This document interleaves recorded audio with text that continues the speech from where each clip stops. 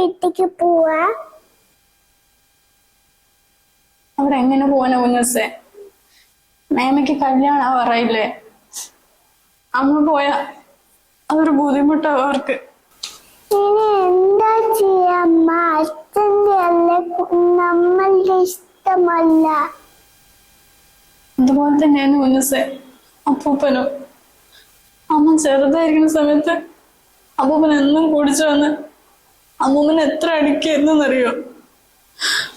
അമ്മയും മേമയൊക്കെ ഒരുപാട് കരഞ്ഞിട്ടുണ്ട്. ഞാൻ പേടിച്ചിട്ട് വേറെ വീട്ടില് പോയി കിടക്ക. ഒരു സമാധാനം ഉണ്ടായിരുന്നില്ല. കല്യാണം കഴിഞ്ഞ അല്ലെങ്കിൽ കുറച്ച് സന്തോഷം കിട്ടും വിചാരിച്ച